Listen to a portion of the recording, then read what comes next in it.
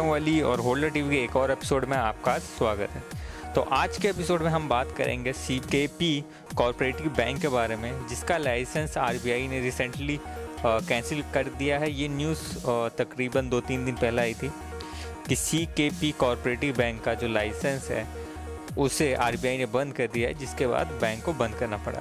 CKP bank जो ये corporative bank, ये मुंबई का एक सबसे पुराना कॉर्पोरेटिव बैंक है जो 105 साल पहले इस्टेब्लिश हुआ था। 1915 में ये स्टार्ट हुआ था और मुंबई का सबसे पुराना अर्बन कॉर्पोरेटिव बैंक है। ये काफ़ी ओल्ड एज लोग इसमें पैसा रखते थे और बैंक्स की जो भी सर्विसेज होती थी वो प्रोवाइड करते थे। उसकी ब्रांचेस मुंबई में हर जगह आपको मिल जाएंगी। सो यहाँ पे हुआ क्या, यहाँ पे आरबीआई ने एक प्रेस रिलीज़ जारी की जिसमें उसने बताया कि सीकेपी कॉर्पोरेटिव बैंक का जो लाइसेंस है वो आरबीआई ने रद्द कर दिया है, जिसके बाद अब वो काम नहीं कर पाएगी। इसके अलावा आरबीआई ने ये भी बताया कि जो भी डिपॉजिटर्स हैं उनके पैसे मैक्सिमम 5 लाख रुपीज़ जो है वो गारंटीड हैं, वो उनको वापस मिल जाएंगे। इस पर भी हम अभी बात करेंगे।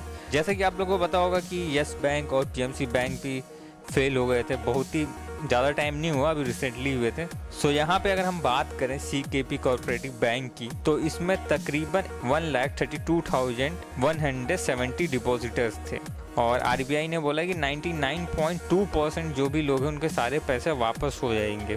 सो यहाँ पे जो रूल है उसके बारे में हम बात करते हैं। Deposit insurance and credit guarantee scheme, ये स्कीम जो है, जो रूल है गवर्नमेंट का, उसके हिसाब से कभी भी अगर कोई बैंक डूबता है तो उसका जो डिपॉजिटर है उसको मैक्सिमम 5 लाख रुपए मिलते हैं। इसका मतलब क्या हुआ कि अगर मेरे पास मेरे अकाउंट में 2 लाख रुपए हैं और बैंक डूबता तो मुझे वो 2 लाख रुपए पूरा का पूरा मिल जाएगा। 5 लाख है तो 5 लाख मिल जाएगा, 10 लाख है तो भी 5 लाख मिलेगा, क्योंकि मैक्सिमम आपको 5 लाख तक मिल सकता है। मतलब 5 के ऊपर जो भी होगा उसकी कोई गारंटी नहीं है, वो आपका पैसा डूब जाएगा। ये रूल है। और ये पहले जो अमाउंट था वो 1 लाख था मैक्सिमम, कि डूबने में मैक्सिमम आपको 1 लाख मिलेगा। और रिसेंटली ही ये चेंज आया है इस रूल में, जहाँ कि अब आपको 5 लाख तक मिलेगा। यहाँ ने आरबीआई ने बोला कि 99.2% जो लोग हैं उनको सारा पैसा मिल जाएगा, क्योंकि उनका जो अमाउंट है वो 5 लाख या 5 लाख से कम है। सो अब यहाँ बात आती है 0.8% जो लोग बचेंगे उनका क्या। सो 0.8% जो बनते हैं यहाँ पर तकरीबन 1052 डिपॉजिटर बनते हैं जो 0.8 में है। आरबीआई के हिसाब से उनको अपना पूरा पैसा नहीं मिल पाएगा, क्योंकि उनकी जो अमाउंट है 5 लाख से ज़्यादा है। तो हो सकता है किसी के अमाउंट 10 लाख हो, किसी के अमाउंट 15 लाख हो, सेविंग में हो या फिक्स डिपॉजिट हो, किसी भी फॉर्म में हो, वो उनको नहीं मिलेगा, उनका पैसा डूब चुका है। और ये न्यूज़ आपको किसी भी मेन स्ट्रीम टीवी न्यूज़ पे नहीं दिखा रही होगी। आर्टिकल ज़रूर हर किसी ने पब्लिश किया, लेकिन टीवी न्यूज़ में आपको इसके बारे में नहीं बताएंगे। सारी टीआरपी इस समय कोरोना वायरस की तरफ है और ऐसी न्यूज़ को दबाने के लिए टीवी न्यूज़ वाले हमेशा कोशिश करते हैं। सो अब आप ये जानना चाहेंगे कि ऐसा क्यों हुआ, क्यों बार बार ये बैंक्स डूब रहे हैं, तो उसके बारे में भी हम बताते हैं। और ये बैंक वैसे इतना बड़ा नहीं, जैसे कि आप बोलेंगे यस बैंक को तो आरबीआई ने उसका रिवाइवल प्लान लाया, तो ये बैंक कॉर्पोरेटिव बैंक है और बहुत पुराना बैंक है, लेकिन इतना बड़ा नहीं है। मतलब इसमें जो अमाउंट पैसे जो डिपॉजिट थे वो यस बैंक या पीएमसी बैंक जैसे उतना ज़्यादा नहीं है, लेकिन फिर भी नुकसान तो हो रहा है लोगों का। 1000, जैसे कि हमने बताया, अप्रॉक्सीमेट 1058 लोगों के पैसे जो हैं वो पूरे के पूरे वापस नहीं मिलेंगे। तो 1000 ही लोग ही क्यों ना, पर पैसे तो डूब रहे हैं ना। अगर आप मानिए आपकी पूरी ज़िंदगी भर की सेविंग एक बैंक में जमा है और अचानक वो बैंक डूब जाए और आरबीआई आपको बोले कि हम तो मैक्सिमम 5 लाख ही देंगे, तो आप कितनी मुसीबत में आ सकते हैं। और कोई भी न्यूज़ टीवी चैनल इसको नहीं दिखा रहा है। तो अब आप बोलेंगे कि ये बैंक क्यों डूबा, तो सबसे बड़ी जो रीज़न है वो वही लोन्स, जो भी लोन्स इन्होंने आगे दिए थे इस बैंक ने, वो लोन इस लोन को चुका नहीं पाए।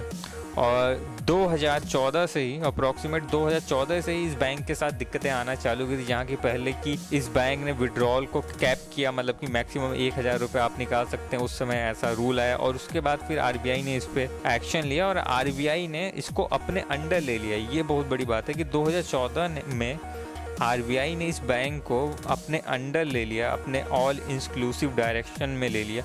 उसके बाद भी इस बैंक को नहीं बचा भाई, उसके बाद भी इस बैंक का ऐसा हालत हुआ कि इसको बंद करना पड़ा। तो इन्होंने काफ़ी लोगों को लोन्स दिया था। इन्होंने बताया कि 55 ऐसे डिफ़ॉल्टर्स हैं जिनको इन्होंने लगभग 209 करोड़ का लोन दिया था और इसमें से काफ़ी लोगों ने वो लोन वापस नहीं किया और वो लोन रिकवर नहीं हो पा रहा है। तो आरबीआई की जो प्रेस रिलीज है उसका लिंक हम आपको डिस्क्रिप्शन में डाल देंगे।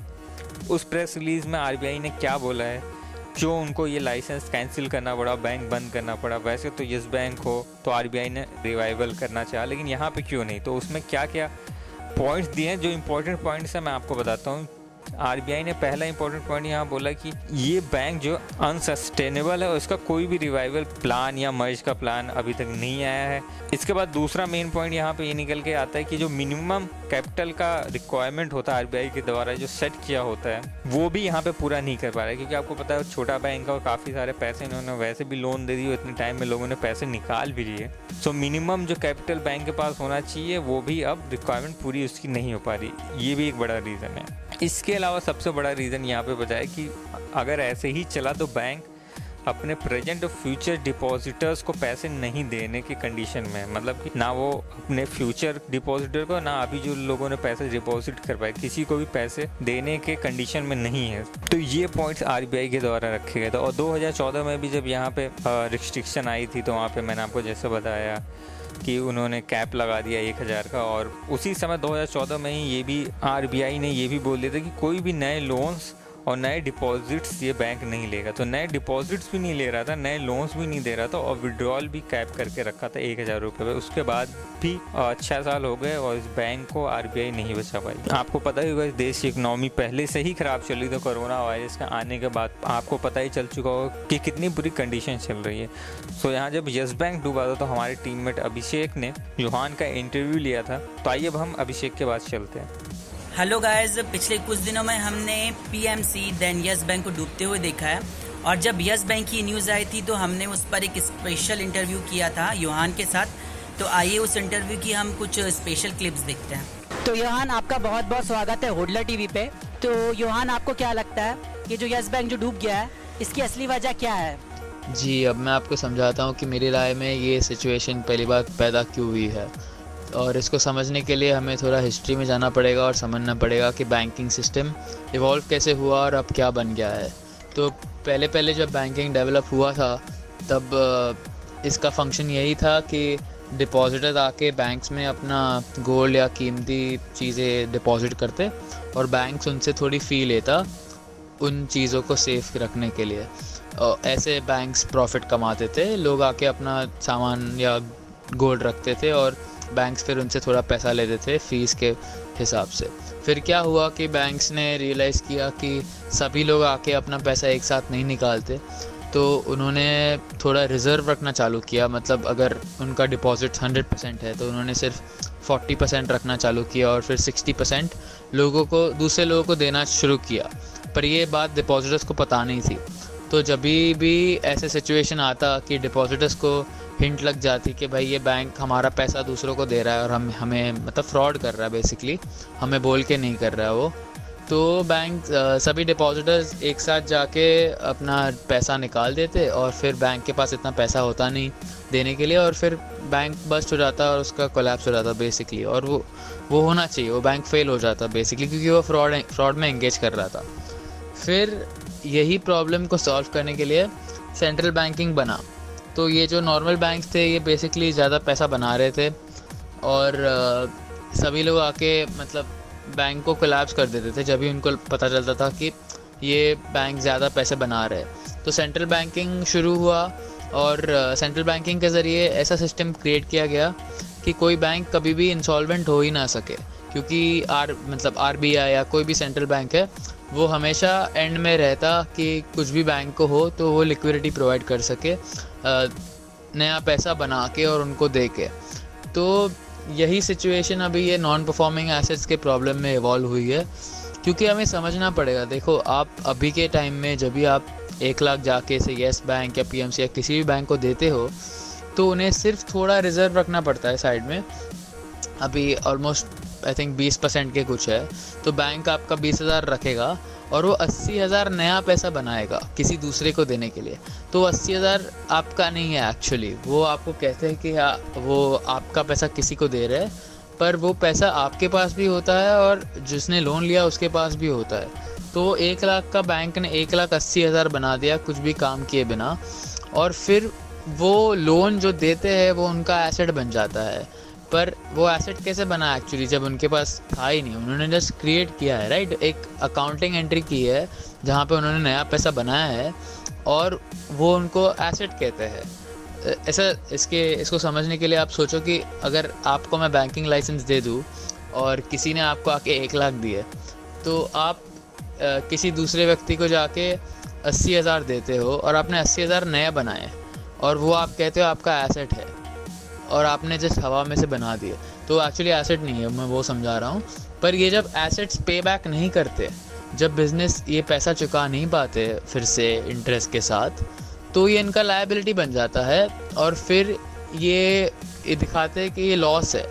पर आप एक्चुअली समझोगे तो अगर बैंक खुद से हवा में से पैसा बना पाया तो वो एक्चुअली लॉस भी नहीं है, क्योंकि वो पैसा उनका था ही नहीं शुरुआत करने के लिए।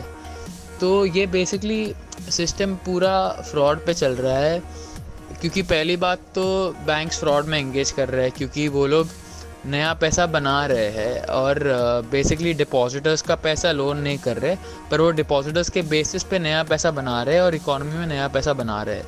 तो ये मेन प्रॉब्लम हमें समझनी पड़ेगी कि ये बैंक इंसॉल्वेंट क्यों हुआ, क्योंकि उसके नॉन परफॉर्मिंग एसेट्स इतने बढ़ गए।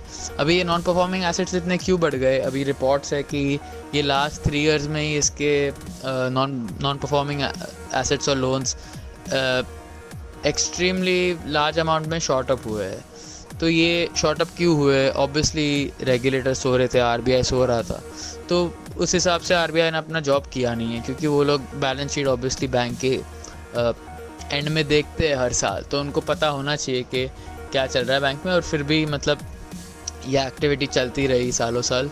सो उम्मीद करता हूँ आपको ये वीडियो पसंद आया होगा, और अगर ये वीडियो आपको पसंद आया तो लाइक और सब्सक्राइब करें, साथ में कमेंट भी करें। और बिटकॉइन और क्रिप्टो करेंसीज पे तो हम रेगुलर वीडियोस लाते ही रहते हैं। इस न्यूज़ को सबसे पहले हमने अपनी वेबसाइट पे डाला था, अगर आप चाहें तो वेबसाइट पे भी जा सकते हैं लेटेस्ट न्यूज़ के लिए, hodlertv.com। इसकी भी लिंक आपको डिस्क्रिप्शन में मिलेगी। मिलता हूँ मैं आपको अगले वीडियो में।